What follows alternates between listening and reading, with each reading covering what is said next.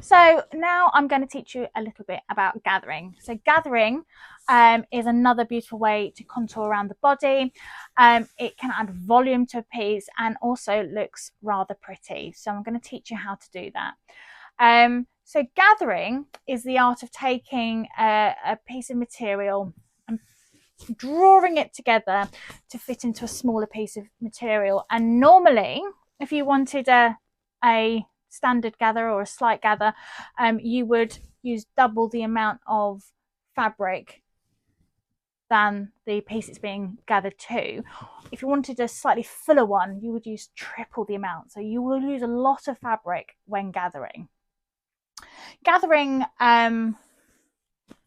is very typical on skirts and trousers, where you gather the whole entire waistband into either a bodice or a structured waistband. But it can also come in much smaller components. So you may find just little bits of gathering here and there to create an effect. So I'm going to teach you about gathering stitches, and about some of the markings you're likely to see on a pattern that's asking you to gather.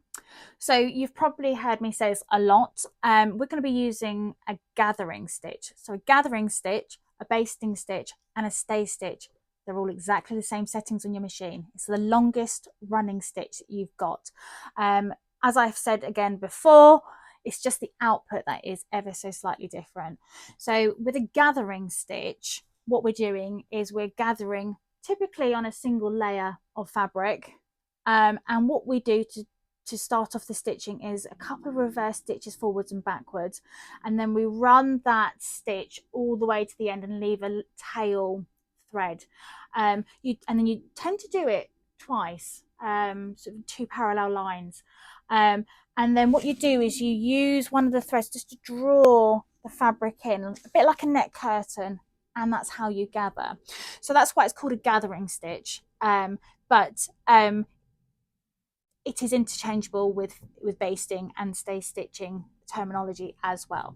So the first thing we're going to do is we're going to establish our seam allowance. So in this instance, we're working with a 5/8 seam allowance.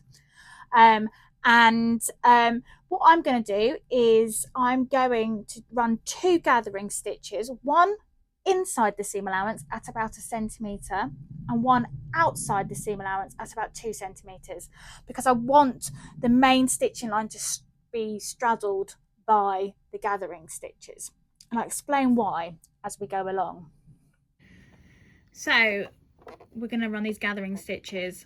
So I've placed this at the 1 centimetre or 10 mil line, and this is the gathering stitch that will be on the inside of the garment. So I'm just walking the needle in. I'm going to do a couple of reverse stitches, and I'm going to gather all the way down to the end of this piece of fabric.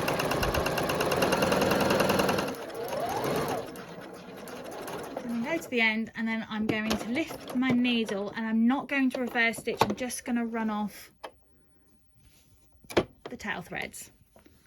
So I'm now going to do this at the 2 centimetre mark, which will mean that this gathering stitch will be actually on the garment side itself.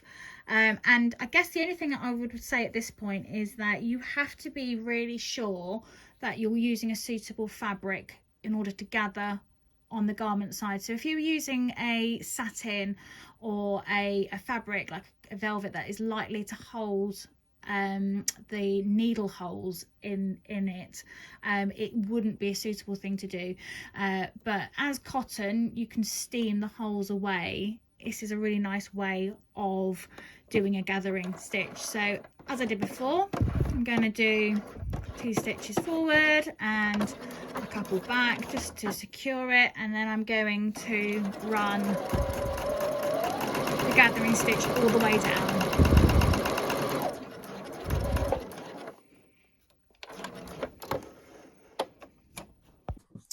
Right, so we have our stitching lines. Now, what we need to do is we need to separate your threads, okay? And what we want to do is we're going to find the thread that's come from the top of your machine, and we're going to make sure that the bottom threads from your bobbin are well out the way, because if we were to gather using all of the thread, both top and bottom, all that will do is tighten the stitches up, and there'll be no gathering happening at all. You just want to work from the tail threads that have come from the top of the machine. So I'm going to just gently tug the two tail threads, and whilst I'm doing that, I'm sort of dragging the fabric across, again, as I say, a bit like a net curtain. And what I'm going to do is I'm going to go all the way to the end where it's been reinforced with those stitches, and I'm not going to worry about gathering to the right size just at the moment. I'm just going to gather the whole thing up, and then I'm going to redistribute it all once it's all been gathered. Okay, so it should look a little something like that, and that is probably a very familiar sight to see for a little garment. So this has been gathered, and I've created a little fake waistband here in which to attach it to. So I'm going to work on the right side of this little waistband, and I'm going to place this right side to right side. So what's really important is that we first of all take the edge that has been reinforced with those gathering stitches. I'm just going to get a couple of pins. And what we're going to do is we're going to line the edges up. Okay, we're going to place a pin into there like so. Get that nice and secure. Okay, then what we're going to do is we're going to release some of this gathering. Okay, and we're not going to worry too much about the distribution of it just yet, but basically what we want is for the edge of the other side, where the long tail threads are, to sit. You want that whole thing sitting flush with that edge. So what I'm going to do is I'm now going to place a pin on this side. Okay, now what tends to happen when you've gathered up fabric is where the stitching hasn't been secured, so on this side, when you gather, it often flattens itself out because there's nothing secure holding it in place. So what we're going to do is we're going to take the tail threads, which are quite long, and we're going to wrap them around the pin in a figure of 8. And what that will do is prevent this from moving too much. And then what we're going to do is we're going to start distributing all these gathers very neatly across the garment or the waistband or whatever you're putting these gathering pieces into. So I'll just do that now. It takes a little time to get it all lovely and distributed, and if you're working on an area that has a particularly large piece of gathering, like a skirt or along a front seam or something along those lines, there's often notches. So you would line up the notches, find the notches, line them up, and then you'll gather and distribute between those notches to make sure that there is an even amount across all of the different parts. So that's looking nice.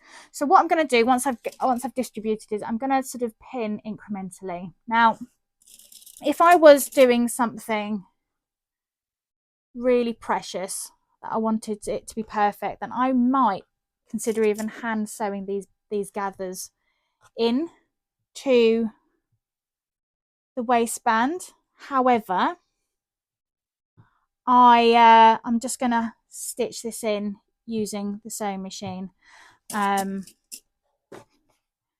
this example, but you can hand stitch these in. Now, it creates a lovely structure to it. Okay, there we go. So that's now pinned, and I am going to now stitch that into position.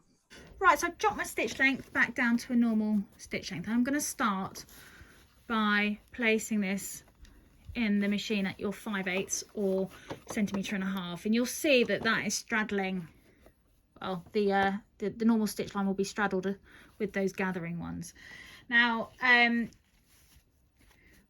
you can turn the garment upside down and stitch with the gathers on the feed dogs, but I just tend to find you've got a little bit more control, and you can see when a gather is likely to lose its shape, and you can sort of adjust as you go along. So I'm going to first of all start by putting a couple of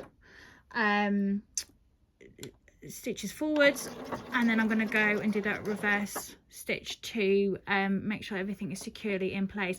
I've also just run over the figure of 8 that I've tied with the tail threads.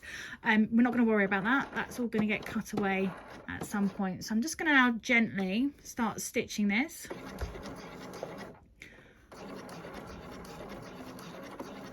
Being careful of the pins and trying to make sure that you're maintaining as much of that gather as possible.